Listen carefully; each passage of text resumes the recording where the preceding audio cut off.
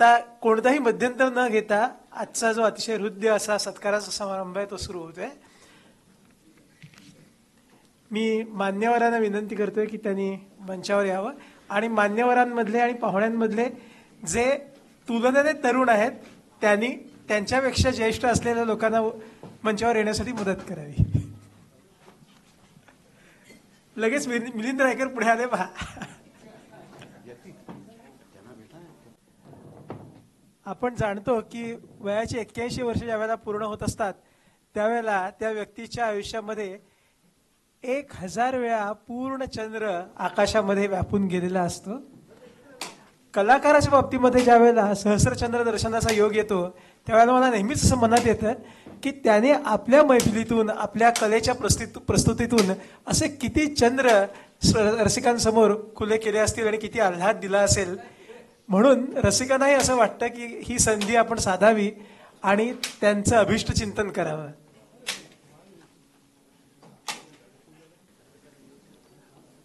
पंडित विद्याधर व्यास यांच्या बाबतीमध्ये हे म्हणणं अतिशय खरं आहे की वय म्हणजे केवळ अंक असतो.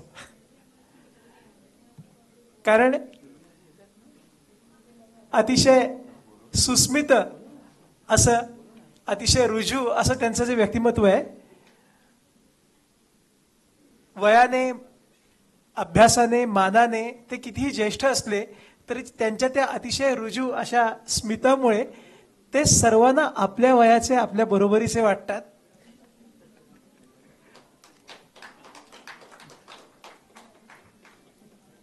आणि खरंच काही लोक विचारतील की खरंच का की 81व्या वर्षात पदार्पण झालेलं आहे म्हणून, तर ते नक्कीच आहे. जसं त्यांचं व्यक्तिमत्व रुजू आणि सुस्मित आहे तसं गाणं अतिशय प्रांजळ अतिशय प्रासादिक असं आहे. मी त्यांना विनंती करतो की त्यांनी स्थानापन्न व्हावं.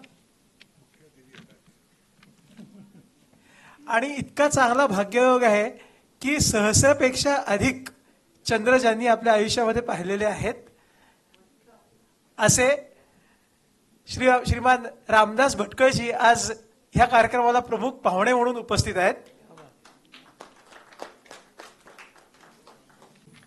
नानाजी आलेलेच आहेत. नानामुळे शुभाताई जोशी, शीला मेहता मॅडम, अर्चनाताई कान्हारे, पंडित अभय फगरे, सुनीराजी, आपल्या सगळ्यांना आणि मिलिंद रायकर ऑफकोर्स आपणा सर्वांना विनंती आहे की आपण कृपया मंचावरती यावं.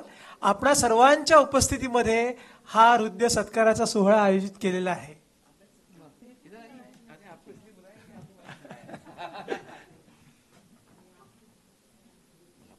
ऑफकोर्स नाव येतं.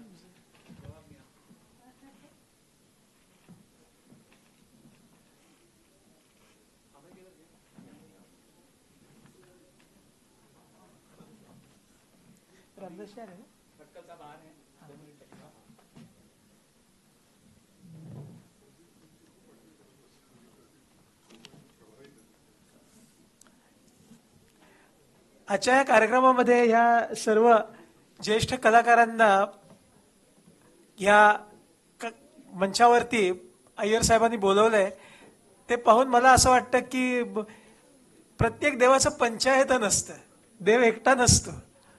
तर तसं जरी नात्याचं पंचायतन नसलं हे तरी सुद्धा संगीत हे सगळ्यांना एकत्र आणणारं असं तत्व आहे.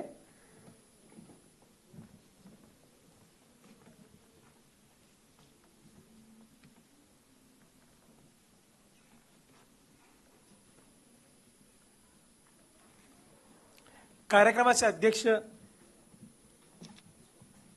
रामदासजी भटकळ स्थानापन्न होत आहेत. आपण अतिशय भाग्यवान आहोत की आज ते या ठिकाणी अध्यक्ष म्हणून येऊ शकलेले आहेत. एक अतिशय मोठे प्रकाशक म्हणून आपण त्यांना ओळखतोच, तसेच ते अतिशय मोठे लेखक आहेत. गांधीजींवरती अतिशय सहृदयपणे आणि साक्षेपीपणे त्यांनी अभ्यास केलेला आहे, लेखन केलेलं आहे. कस्तुरबांवरचं त्यांचं नाटक अतिशय दर्जेदार आहे. आणि संगीताच्या क्षेत्रामध्ये सुद्धा SCR भटांकडून त्यांनी तालीम घेतलेली आहे. त्याचप्रमाणे अतिशय मोठ्या चांगल्या कलाकारांचा सहवास त्यांचा आहे. आणि जे त्यांना गाण्याबद्दल वाटतं ते गाऊन दाखवू शकतात, इतकं समर्थ अभ्यास त्याच्यामधला त्यांचा आहे. त्यामुळे आज ते प्रमुख अतिथी म्हणून या ठिकाणी अध्यक्ष म्हणून उपस्थित आहेत, याचा अतिशय आनंद वाटतो. मी अय्यर साहेबांना विनंती करतो की आपणा सर्वांच्या वतीने हा सत्कार सोहळा सुरू होत असताना आजच्या अध्यक्षांना पुष्पगुच्छ देऊन त्यांचं स्वागत बाळकृष्ण अय्यर यांनी सुरुवातीला करावं.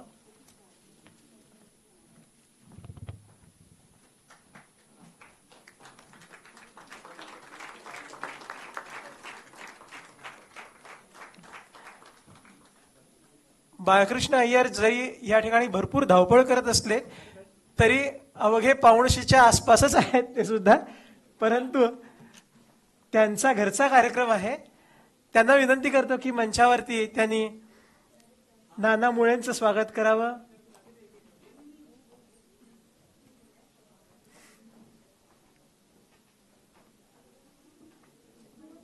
बाळकृष्णजी, आपण सर्वांचं पुष्पगुच्छ देऊन स्वागत करावं अशी तुम्हाला विनंती आहे.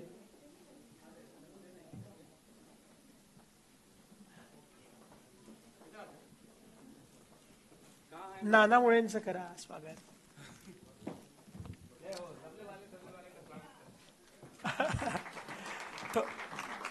थोडं बाळकृष्णजींना इकडे तिकडे फिरवू का मी? शुभाताईंचं स्वागत करा.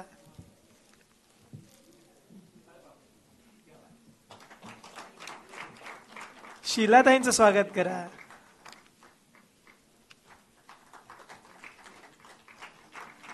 अर्चनाताई कान्हेरे त्यांचं स्वागत.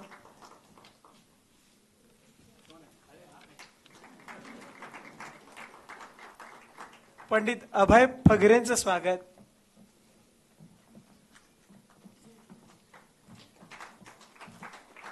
आणि मिलिंद रायकर यांचं स्वागत.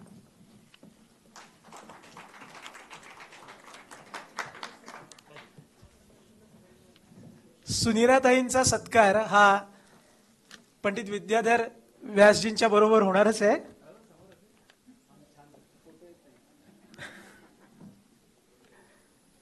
ही सर्व मान्यवर मंडळी जी आहेत यांचा आपल्याला सर्वांना परिचय आहे.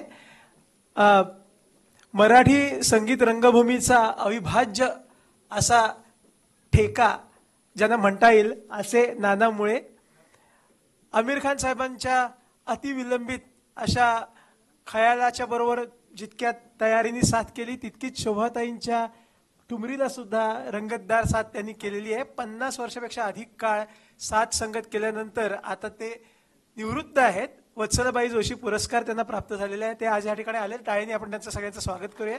सगळ्यांनी त्यांचं स्वागत करूया. त्याचप्रमाणे शुभाताई जोशी सुविख्यात गायिका आहेत. पार्श्वगायनासाठी अनेक पुरस्कार मिळालेले आहे. भेंडी बाजार घराण्याची अतिशय चांगली तालीम पांडुरंग आंबेकर, नवरंग मास्तर, रमेश नाडकर्णी साहेब यांच्याकडनं मिळाली आहे. शोभाताई गुरटूंकडनं उपशास्त्रीय संगीताची तालीम मिळालेली आहे आणि विशेषतः गझलसाठी ताज अहमद खान यांची त्यांना तालीम मिळालेली आहे. अतिशय शैलीदार असा सुंदर आवाज आणि वयाचा कोणताही परिणाम त्या आवाजावरती किंवा त्या गायनावर नाही अशा शुभाताई, त्यांचं स्वागत करूया. नुपूर झंकार अकॅडमी कांदिवलीमध्ये ज्यांचे आहे आणि ज्यांचे नुपूर झंकारत असतात शीलाताई मेहता. बाळाजी हल्ली ह्या अकॅडमीमध्ये तबला शिकवायला जात असतात. आणि शीलाताईंचं वैशिष्ट्य म्हणजे असं आहे की नृत्याचार्य प्रल्हाद दास, पंडित चित्रेश दास, पंडित विजयशंकर, कुमुदिनी लाखिया, पंडित बिरजू महाराज, त्याचप्रमाणे तालयोगी पंडित सुरेश तळवलकर ह्या सगळ्या भारतातल्या दिग्गज मान्यवरांकडून त्यांनी मार्गदर्शन घेतलंच आहे. परंतु यॉर्क युनिव्हर्सिटी टोरंटो कॅनडा ह्या ठिकाणी राहून त्यांनी आपल्या कथकचं त्यांच्या शैलीतून, अभ्यासाच्या शैलीतून अध्ययन केलेलं आहे. कलकत्त्याच्या त्या आहेत. कलकत्त्याला त्यांनी आपली करिअर सुरू केली. कवी कुलगुरू कालिदास संस्कृत विद्यापीठातून त्यांनी MFA पदवी प्राप्त केली आणि प्रयाग संगीत समितीच्या नृत्य प्रवीण आहेत त्या, त्यांचं आपण स्वागत करूया टाळ्यांनी. अर्चनाताई कान्हेरे, त्यांच्यासाठी हे होम ग्राउंड आहे. स्वरार्चनाचे कितीतरी कार्यक्रम ह्या ठिकाणी त्यांनी आयोजित केलेले आहेत. हे सुरानो चंद्रवा हा त्यांचा आवाज आपण कधीही विसरणार नाही. माणिकताई पंडित जितेंद्र अभिषेकी खूप थोरा मोठ्यांचा सहवास त्यांना लाभलेला आहे. अतिशय सुंदर मनमोकळं असं त्यांचं गायन आहे. त्यांचं पुन्हा एकदा टाळ्या वाजवून स्वागत करा. त्याचप्रमाणे काल ज्यांचं आपण बासरीवादन ऐकलं पंडित अभय वगैरे, अतिशय छान गायकी अंगाचं विलंबित असं जयजयवंती मधलं वादन ऐकलं. त्याचप्रमाणे खूप वैशिष्ट्यपूर्ण शुद्ध ऋषभयुक्त असा चंद्रगंश आपण त्यांचा ऐकला.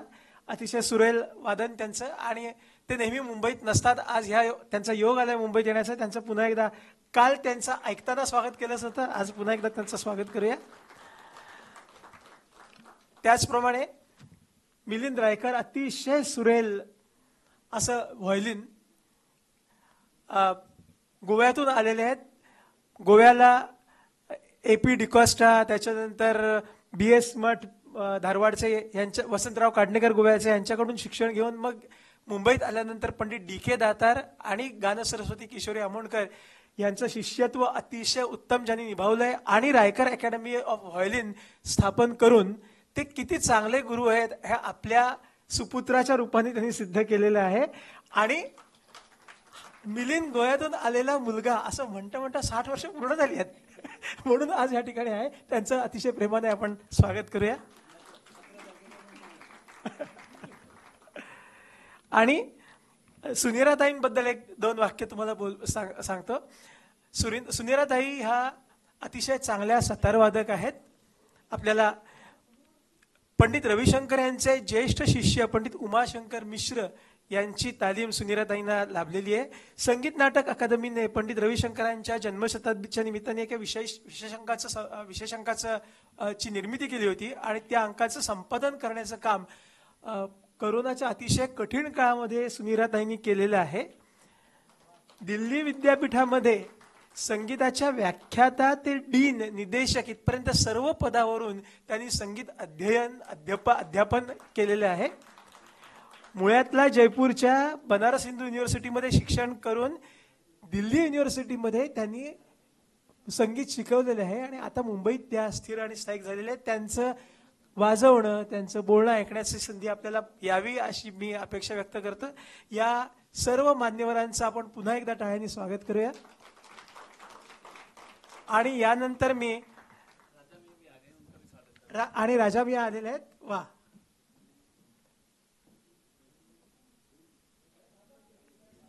कार्यक्रमाचा उत्तरार्ध आजच्या कार्यक्रमाची सांगता राजा मिया यांच्या गायनाने होणार आहे.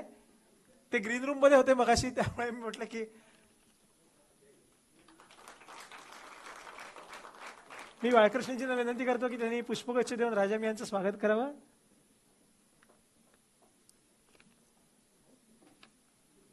आग्रा घराणं हे खूप मोठं घराणं आहे, खूप मोठी परंपरा असलेलं घराणं आहे. या घराण्याचा फॉर्जेट स्ट्रीट वरचा रुबी मॅन्शन चॅप्टर असं म्हणायला हरकत नाही, त्या घराण्याची पताका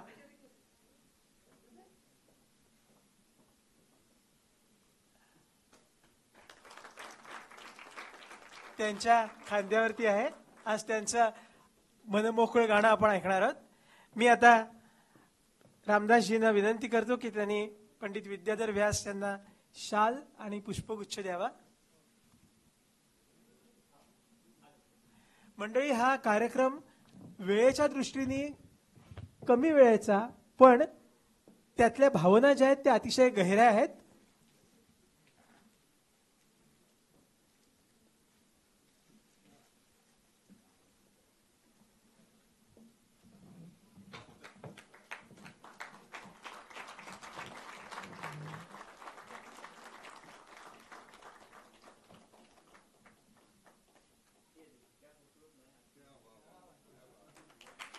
वा, माल्यार्पण, पुष्पमाला.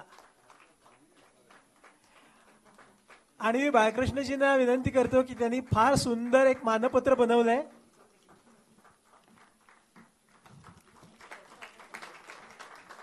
बाळकृष्णजींनी मला सांगितलं होतं की कमीत कमी वेळ घालवायचा, मध्ये अजिबात घालवू नका वेळ, त्यामुळे त्यांच्या हातात काय आहे की नाही हे न बघता मी अनाऊन्स करत चाललोय की हे द्यावं द्या. आणि त्या मानपत्राचा मसुदा तिथे जो स्टँडी आहे तिथे लावलेलाच आहे, आपण सगळे वाचता येतो. आता मी शुभाताईंना विनंती करतो की त्यांनी सुनीराजींचा सत्कार करावा.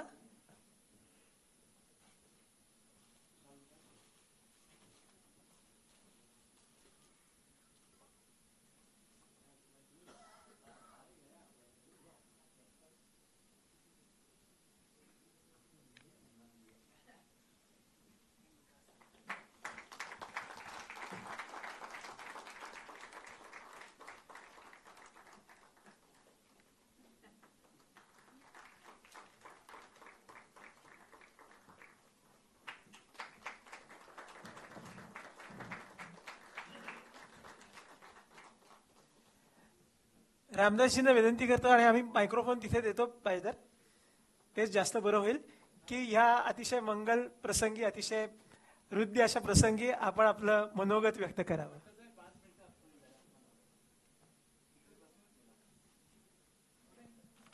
देतील ना मायक्रोफोन देतील. हॅलो हॅलो मित्रो,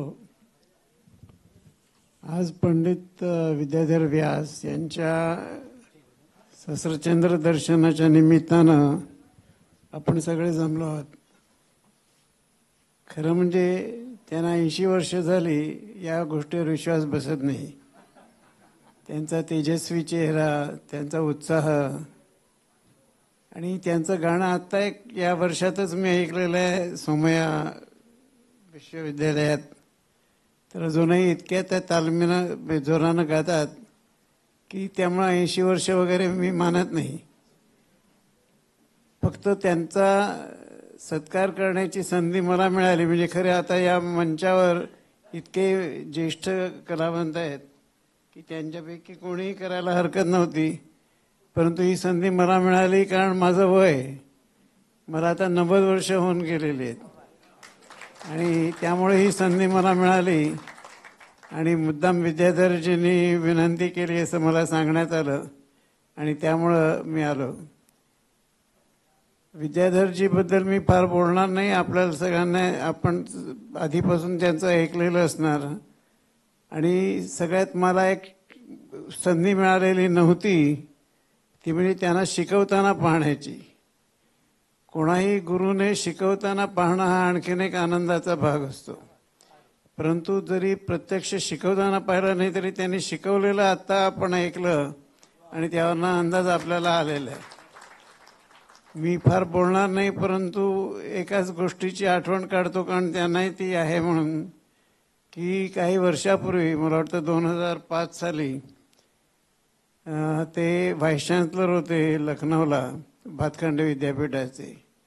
आणि त्यावेळेला त्यांनी एक नवीन प्रथा तिथे सुरू केली की गुरुपौर्णिमेचा कार्यक्रम तिकडे करायचा.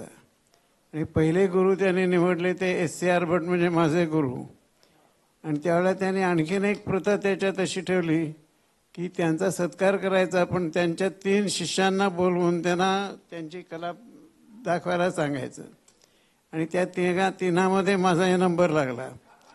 तर त्यामुळे आणि दुसरी गोष्ट अशी झाली की त्यावेळेला मुंबईमध्ये प्रचंड जलप्रलय झाला, आपल्याला आठवत असेल काही जणांना. आणि त्यामुळे जवळजवळ 8 दिवस आम्हाला तिथं अडकून बसावं लागलं आणि त्यांनाही आमच्याबरोबर अडकून बसावं लागलं.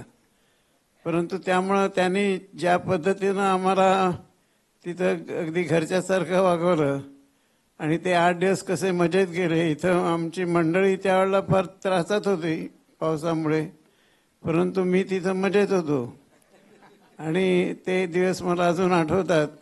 आणि ते एक कारण असावं की त्यांना माझी आठवण झाली आणि त्यानिमित्तानं मी आज आपल्यासमोर बोलतोय. याबद्दल मी धन्य समजतो.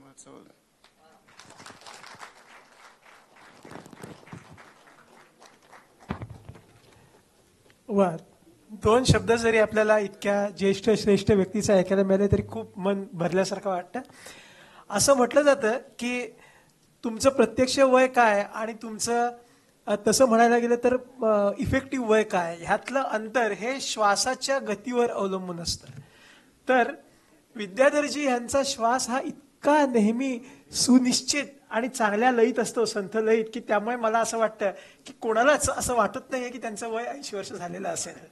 तर त्यांचा श्वास असाच संथ लयीमधला अत्यंत धीमा असा राहावा आणि त्यांच्याकडून आपल्याला खूप खूप चांगलं ऐकायला मिळावं. त्यांचं मार्गदर्शन अधिकाधिक लोकांना मिळत राहावं आणि त्यांचं जे सुस्मित असं व्यक्तिमत्व आहे त्याची प्रभा सर्व मित्र लोकांमध्ये, संगीत प्रेमींमध्ये अशीच पसरत राहावी अशी आपणा सर्वांच्या वतीने मी देवाकडे प्रार्थना करतो आणि त्यांना विनंती करतो की त्यांनी या प्रसंगी 2 शब्द आम्हाला सांगावे. पाहिलं का, 80 वर्ष नाहीत असं सांगण्यासाठी.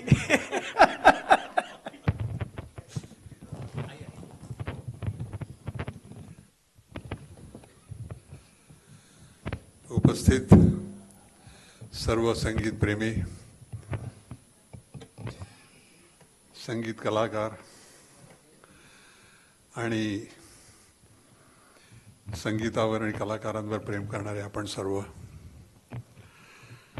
आजचा हा कार्यक्रम सोहळा म्हणून आपण याला, हा अतिशय हृदय आहे आणि ह्या सगळ्या सोहळ्याचं आयोजन करणारे माझे प्रिय बाळकृष्ण अय्यर यांना सर्वप्रथम मी काय आपण म्हणू त्याला, त्यांचं अभिनंदन करतो, त्यांना बधाई देतो. आणि आत्तापर्यंत त्यांचं हे कार्य जर चालत आलेलं आहे तर त्या कार्याचा एक मी असं सांगू शकतो की एक कलाकार म्हणून मला त्यांचा अभिमान आहे आणि इतक्या चांगल्या रीतीने ते कार्य करत आलेले आहेत. नेहमी आपण म्हणतो की कलाकारांना आपण उपमा देतो तानसेन, श्रोत्यांना आपण उपमा देतो कानसेन. तानसेन आणि कानसेन, तानसेनाशिवाय कानसेन अधुरे आहेत कारण ऐकणार काय, आणि कानसेनांच्या शिवाय तानसेनही अधुरे आहेत कारण ऐकवणार कोणाला. पण याच्याच बरोबर आणखी एक शब्द मी आज आपल्या पुढे सांगू इच्छितो आणि तो शब्द सुद्धा तसाच महत्वाचा आहे की तानसेन आणि कानसेन यांना एकत्र आणणारे हे जोडसेन, या दोघांना जोडणारे कानसेन आणि तानसेन यांना दोघांना जोडणारे हे जोडसेन हे बाळकृष्ण अय्यर आहेत. त्यामुळे या या या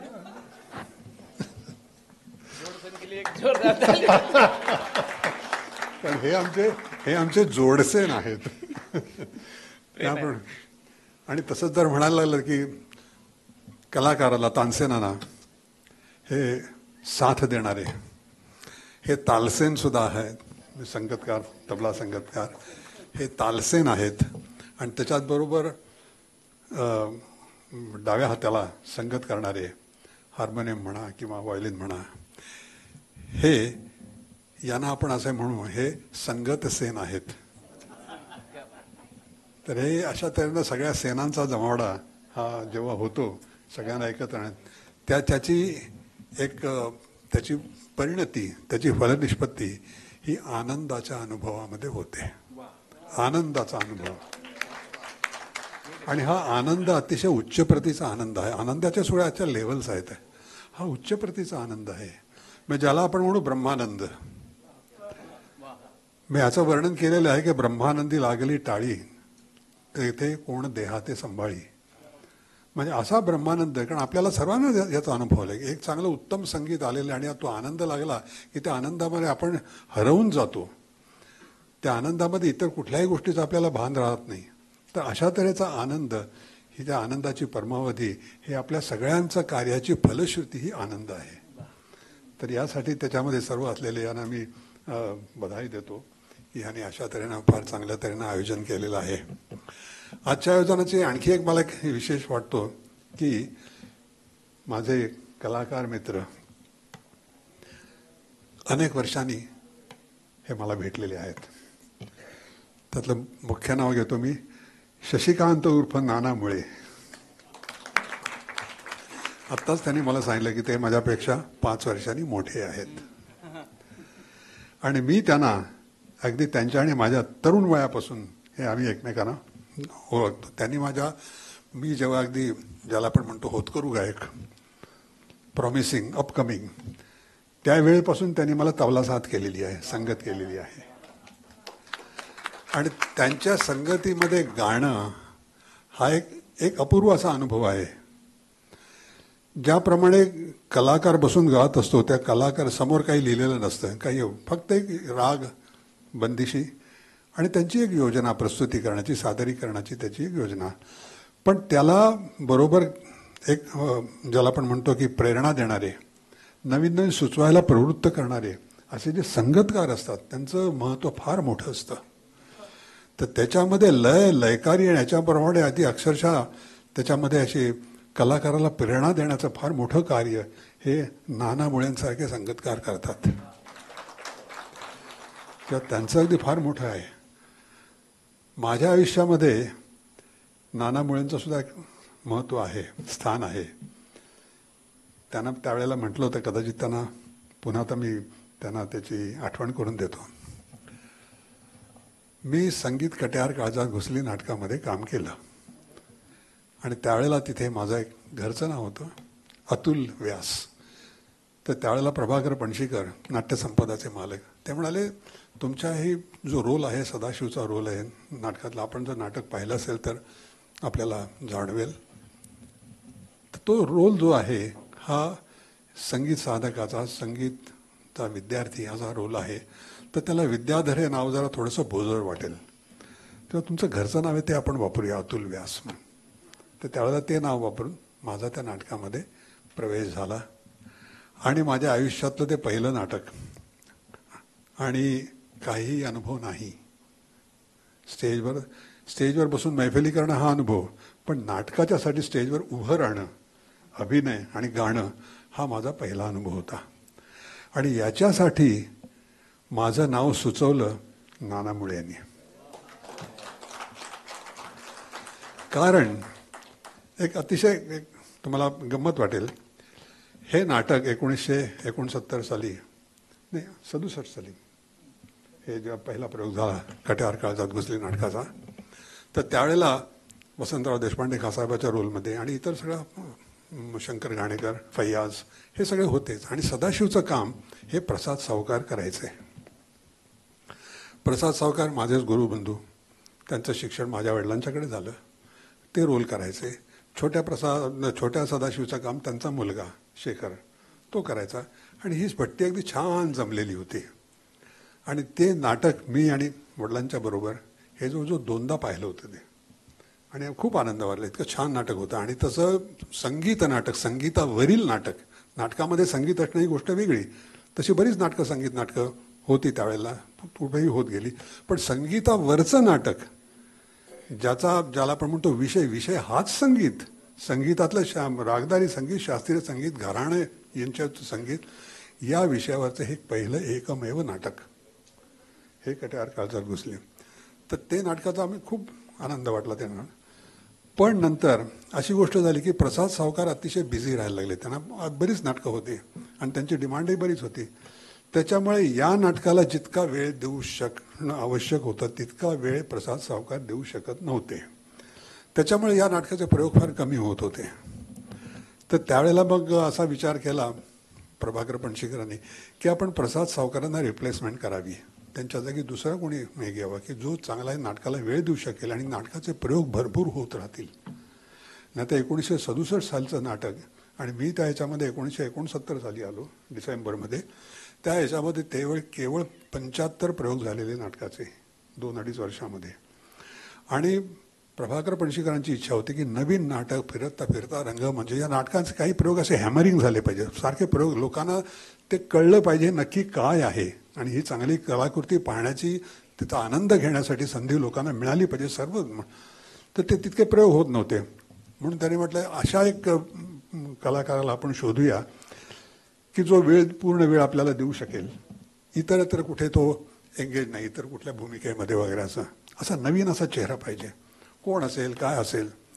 तर त्यावेळेला काही दिवस आधी माझ्या एका कार्यक्रमामध्ये नाना मुळेंनी मला माझ्याबरोबर वाजवलं होतं.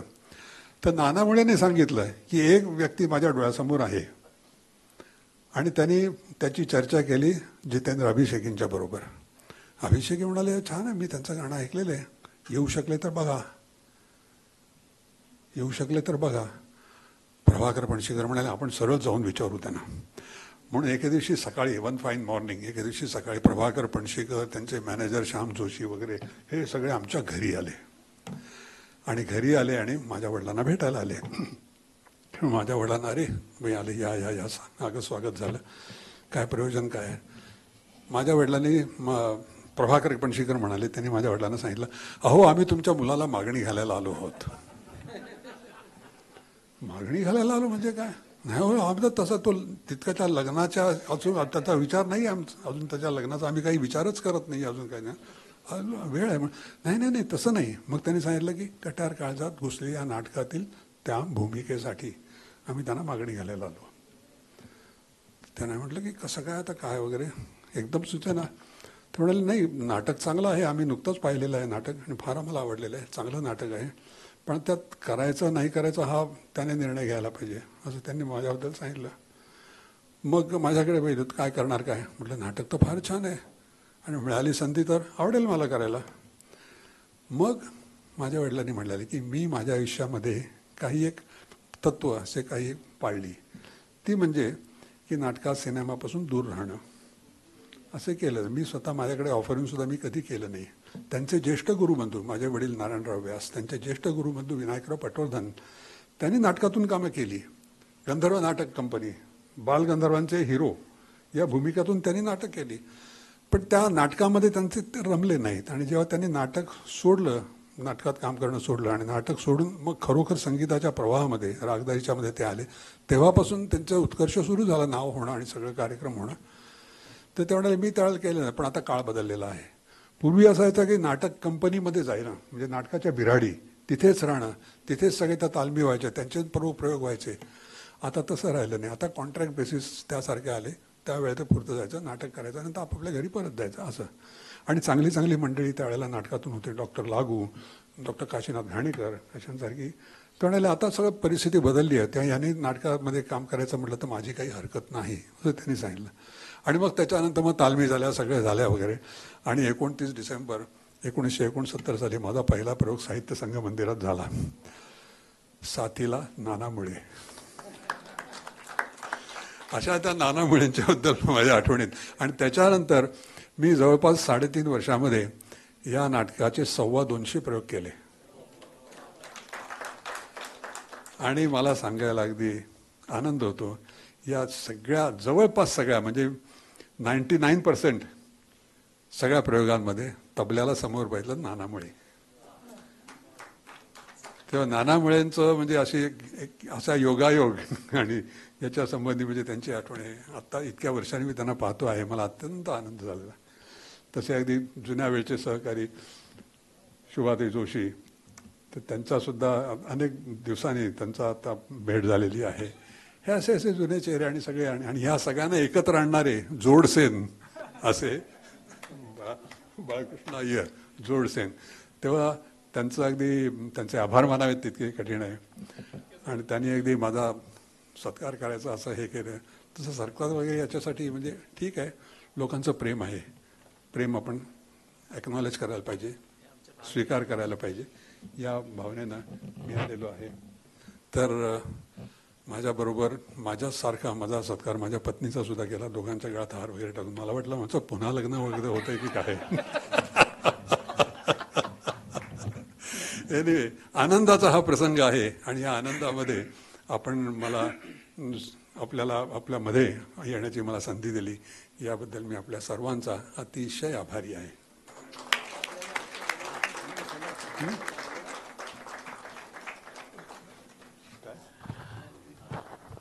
पंडितजींनी एवढं छान सुंदर भाषण केलं आहे आणि वी आर रिअली थँकफुल की ते इथे आले आमच्या बरोबर. त्यांनी इतकं सुंदर आम्हाला सगळ्यांना सांगितलं. Every time whenever I am listen to him talking, मला काहीतरी नवीन शिकायला मिळतं एव्हरी टाइम.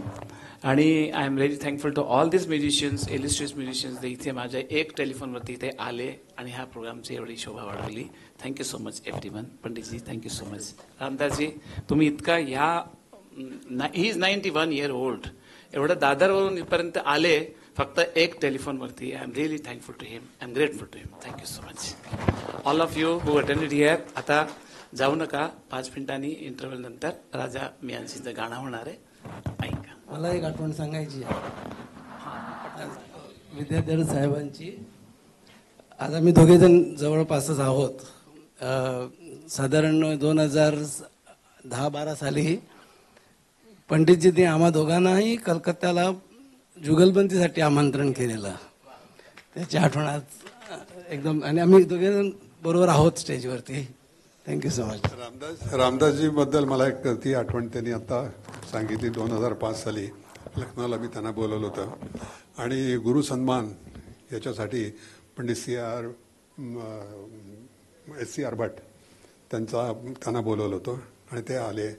आणि काही एक असं झालं की खूप पाऊस इथे मुंबईत झाला आणि सगळी मुंबई जवळपास बंद झाली होती. त्याच्यामुळे त्यांना असं वाटलं की अडकून राहिलं. पण आमच्या सगळ्यांच्या दृष्टीने आणि विद्यार्थ्यांच्या सगळ्यांच्या दृष्टीने ही एक आधी सुवर्ण क्षण होते. हे ते म्हणाले आता इतके आहेत, आठवडाभर हे इथेच आहेत, तर त्यांचा फायदा घ्या. भट साहेबांनी मला सांगितलं मला नुसतं बसून राहत नाही आहे, मला काहीतरी विद्यार्थी मी शिकवतो. मग त्या एवढ्या वयामध्ये भट साहेबांची अशी ती इच्छा होती शिकवण्याची. मी तर म्हणतोय ते आदर्श कलाकार, आदर्श गुरु असे SCR भट साहेबांचे एक व्यक्तिमत्व ते होतं. आणि त्यांच्याबरोबर त्यांचे सुयोग्य शिष्य असंच मी म्हणेन हे रामदासजी. आणि त्यावेळेला त्यांनी त्या दृष्टीने त्यावेळेला ते किती सुंदर त्यांचं गाणं, म्हणजे प्रोफेशनल कलाकार किंवा आर्टिस्ट असे नसून सुद्धा त्यांचं गाणं आदर्शवत त्यावेळेलाच होतं की काय कुठल्यामध्ये राग कसा मांडावा, त्याचे कशा गोष्टी आहे रागाच्या अगदी स्पष्ट करून याव्या. हे SCR भटांची तालीम ही रामदासजींना अतिशय चांगली मिळाली आणि त्याचा सगळ्यांचा अनुभव आम्ही तिथे घेतला होता. त्यामुळे ते क्षण, ते दिवससुद्धा अगदी आम्ही नेहमी स्मरणात राहण्यासारखे आहेत असं मी त्यांना पुन्हा सांगू इच्छितो. विद्याधरजी, श्री चिंतामणी आणि प्रेमा आफळे, त्याचप्रमाणे चेतन व अदिती, निखिल, मैथिली देवयानी यांनी एक खूप छान हस्ताक्षरामध्ये आपल्याला एक सायटेशन दिलंय. आदरणीय पंडित विद्याधर व्यास, आपल्या संगीत साधनेचा, संगीत प्रेमाचा आणि ज्ञानाचा प्रवास प्रेरणादायी आहे. आपल्याकडून अनेक पिढ्यांना अमूल्य मार्गदर्शन लाभले आहे. आपले कार्य, आपली प्रतिभा आणि आपली नम्रता सदैव आमच्यासाठी दीपस्तंभासारखी राहो. आपणास उत्तम आरोग्य, दीर्घायुष्य आणि अजूनही अभूतपूर्व यश लाभो हीच ईश्वरचरणी प्रार्थना. 80व्या वाढदिवसानिमित्त हार्दिक शुभेच्छा. खरं म्हटलं तर हाच पूर्ण वेळ कार्यक्रम होऊ शकेल असा आहे. ज्याने हे मला दिलेलं आहे ती ही प्रेमा, ही माझी सख्खी मामे बहीण आहे. आणि आमच्या लहानपणापासूनच्या आठवणी त्या खूपच आहेत. माझी सख्खी मामे बहीण आहे, तेव्हा मी तिला आभार व्यक्त करतोच तिचा. आणि असंच तिचं प्रेम, माझी छोटी मामी बहीण आहे, असंच तिचं प्रेम सदैव माझ्यावर राहू दे, असे आमच्या बहीण भावाचंही नातं आहे.